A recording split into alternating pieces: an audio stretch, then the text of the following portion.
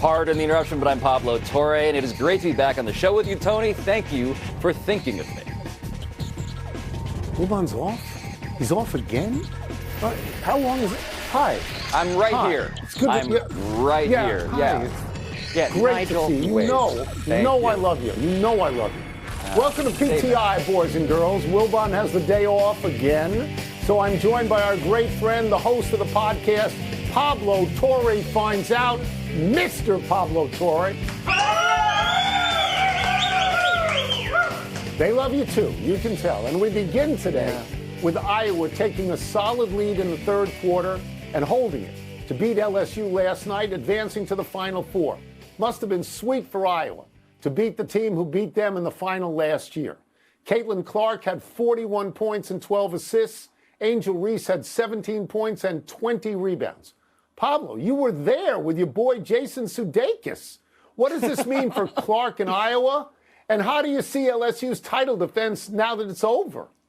Yeah, let me say that this was one of the greatest nights of my life. I'm old enough to remember when this whole premise, Sudeikis, thank you, by the way, the whole premise, him involved, would be totally ridiculous. And so I want to say to you that, of course, Caitlin Clark is somebody who finds a way to exceed expectations, even as the expectations are stratospheric, okay? What I sensed in person, what I sensed after the game when I got to meet her, I'll be Wilbon here, Tony. I'm going to be a little Wilbon. Watch your feet. I'm dropping names.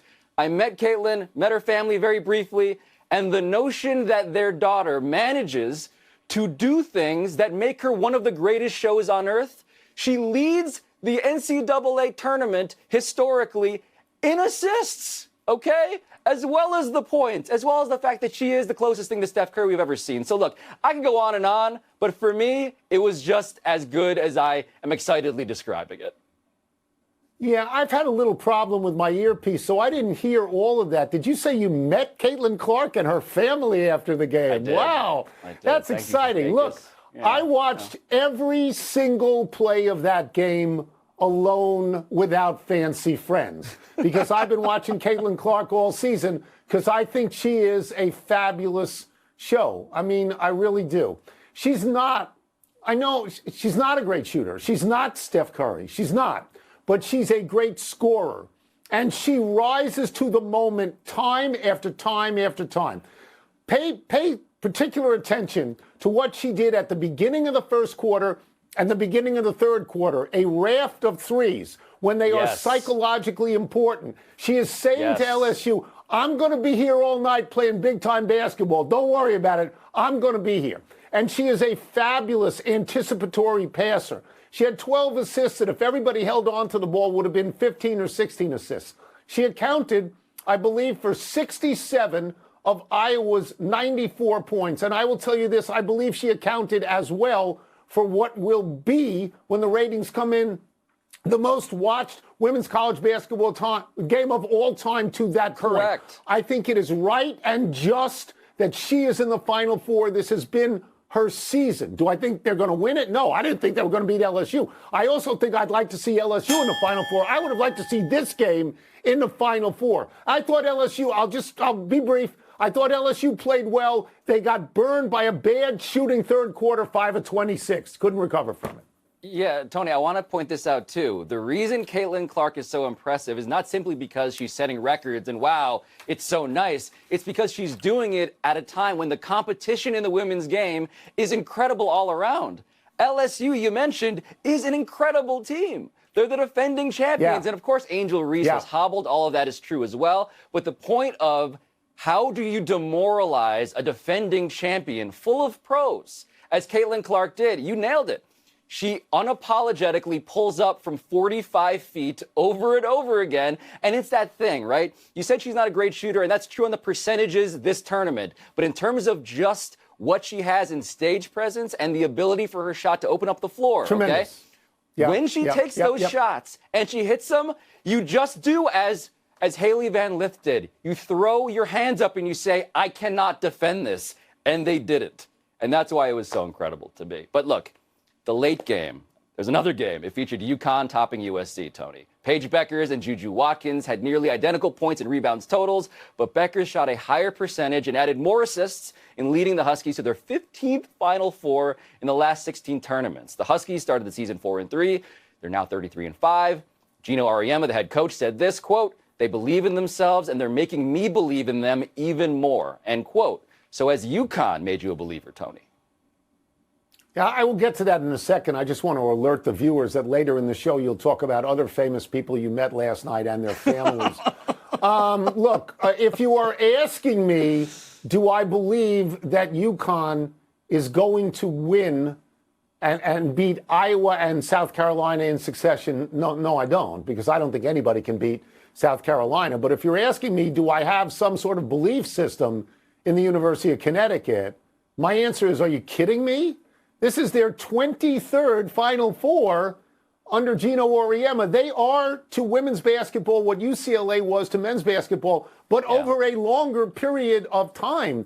23 Final Fours, 15 of the last 16, 11 championships. John Wooden won 10 championships. I'm not going to sit here and say they can't win, because they can win. I will sit here and say that I don't think they're going to win, but of course they can win. Look, this is what we got last night.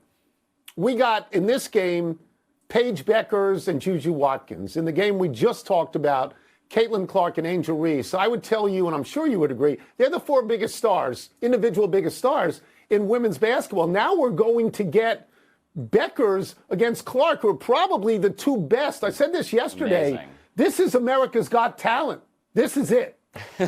Yeah, Hannah Hidalgo, Notre Dame, another name I'd throw in there, but Juju Watkins, Tony from USC, has been the greatest freshman scorer in the history of the women's game. So that's who they beat. And so the thing about UConn, right, I always love how this dynamic unfolds sometimes. How does Goliath get to feel like David? This is how it happens.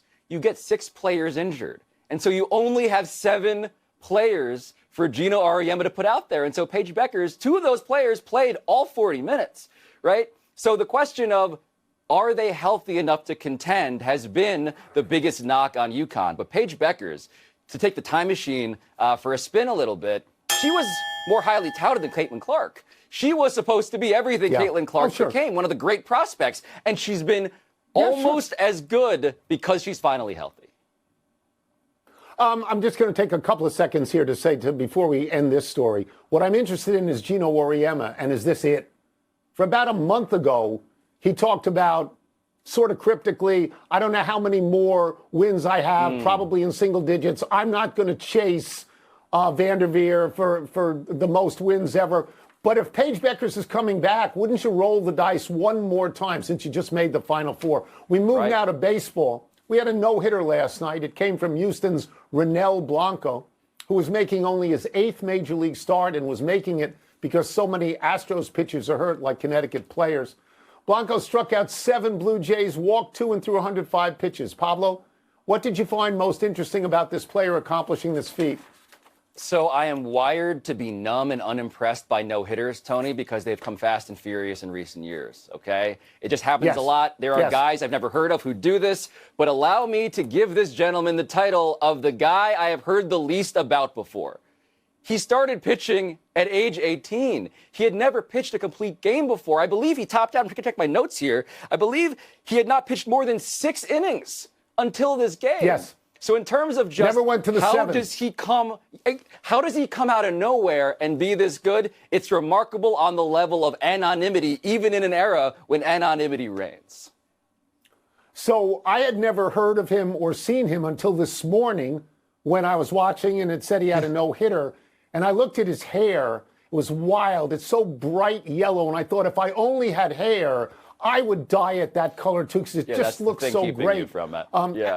And I don't want to go crazy here, because what you say is true. We have 3 or 4 or 5 no-hitters every year. We have one early in the season every year, though this is unusually early, basically the first week. And yeah, the story of the no-hitter in baseball is that it is done by people that you don't expect to do it. I'll just amplify some of the things you said. He not only hasn't gone to the 7th, he's never thrown 100 pitches.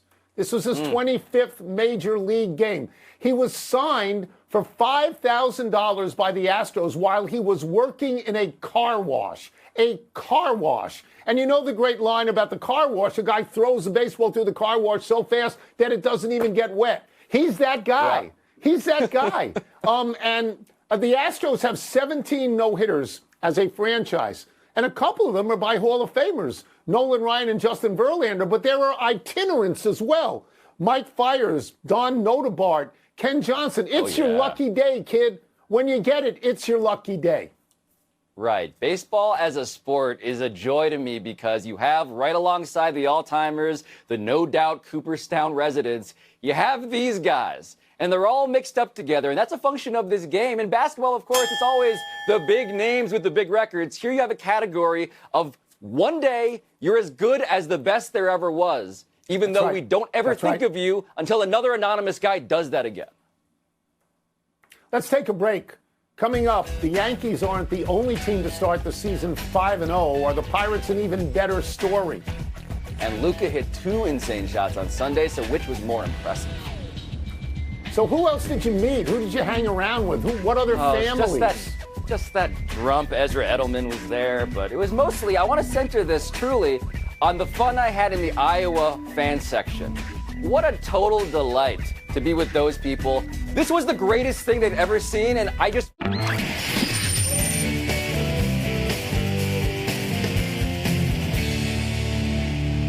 It's time to totally stick it to Pablo and toss up. What's first? Toss up more intriguing 5-0 start, the Yankees or the Pirates? Of course, it's the Pirates. Who is surprised that the Yankees are 5-0? These are the Yankees. They spend a lot of money on great players. The Pirates haven't been 5-0, I believe, in the last 41 years. I don't think they've made the playoffs in the last 9 years. And in that interim, they have had one winning season in which they only won 82 games. That's all they won to have a winning season. They're 4-0 this year against the Marlins. They came to Washington yesterday, and they beat my Nationals. I don't really want to talk about that. I guess I have to talk about that at some point. Yeah, they've got the same amount of wins, the Pirates, as the entire National League East. Our problem in Washington is the bullpen is terrible. The last 2 games, this game yesterday was 3-3 in the 7th, and the Pirates won 8-4. You know, Matt Barnes and Tanner Rainey and Kyle Finnegan and Hunter Harvey. One has been worse than the next. Harvey. They've been worse than the next. Yeah, I'm going to take the Yankees, Tony. The question was, what am I personally intrigued by? I'm intrigued by the idea that I'm going to get what I want this season, right? I want a 28th World Series trophy. I want to erase the memory of last season. And so thank you to Luis Heel. Thank you to Anthony Volpe. Thank you to the new kids who are making it so that 1992, the last time a 5-0 start happened, is something that I can enjoy at age 38. The Yankees have only done this 4 times. So as much as the Pirates, of course, are a relative desert for which this is manna from heaven falling upon them, sure. For me, I'm doing the math here, the exchange rate. This should have happened more often. It hasn't. So I'm going to enjoy it and pretend like this is exactly the pace at which this season will unfold. Thank you very much. That's wonderful. I'm glad that you see the world through the eyes of a Yankee fan and nothing else. You don't take the big picture. I love that part. What's next? Toss up more impressive Luka Doncic shot from the other night. The one from the game or the one from the pregame? Okay. Both of these shots are unbelievable. I'm using that word deliberately. Unbelievable. The pregame shot, he throws the ball off the overhead scoreboard at midcourt. When you see this shot, you assume the footage has been doctored because it goes off the scoreboard, goes into the glass backboard, and right through the net. And you say that couldn't possibly happen. In the game itself, he takes a one-handed, underhand, teardrop shot. A lot of guys do that from 4 feet. He does it from 22 feet. And you say to yourself, I've never seen that before. Of course you haven't. No one has ever taken that shot in a real game from that distance. He's having an MVP year. Doncic is leading the league in scoring, 34 points a game. He's third in assists, 9.8, 9.1 rebounds as well. And I'm glad I can talk about Doncic with you here and not Wilbon, because Wilbon would just dismissively say, get on a treadmill because he hates Luka Doncic. Right. You got to play yourself into shape. I just want to marvel at the shape he's in right now. Because when we talk about skill, Tony, of course you can talk about stuff that happens in the game, but I like to think of it more like a pool player. Like a guy who can do trick shots. Like a guy who has such a command and mastery of the objects at his manual disposal that he will do something that, yes, will make me think like I'm watching a deep fake. And so I am somebody at this age who has this phone. And I see all sorts of stuff in this phone every day. I've never seen the pregame shot that you described. I've never seen anyone attempt it. I've seen people try to do an offhanded push shot underhand. Yes, Kyrie had a game winner that reminded me kind of that, although it was overhand instead of underhand. But that video board thing, that is that McDonald's commercial with Michael Jordan and Larry Bird. Except they didn't have the imagination to even try it. He did it, even though it didn't count. That's it. I really have to get a cell phone if you can see this all the time.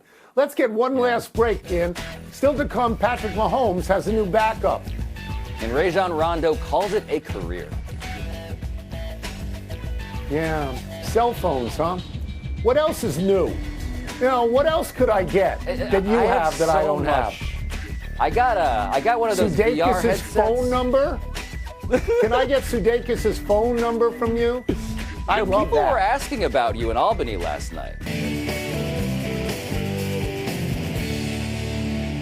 Happy time, people.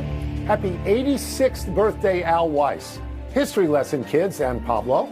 Weiss played 10 years in the majors with the White Sox and Mets. His career batting average was only .219, and he hit only 7 homers. But the amazing Mets might not have won the 1969 World Series without him. Weiss was the Mets' second baseman, nowhere near as popular or productive as Cleon Jones, Tommy Agee, or Bud Harrelson. But Weiss had the game-winning RBI single in the top of the ninth in Game 2, and Weiss hit a solo homer in the bottom of the 7th to tie Game 5 3-3. The Mets went on to win that game and the series over Baltimore in 5. And these were the Orioles of Frank and Brooks Robinson, Boog Powell, and Paul Blair. So I admit that this is a bit before my time. I've dropped a lot of names on you, Tony, today. I'd like you to do the same. What else do you remember about the '69 Mets? Because that's a bit of a blind spot for me, now that I think about it. Tom Seaver led a great pitching staff. Jerry Koosman, John Matlack, I believe, Nolan Ryan as a kid. Happy anniversary, Jay Cutler.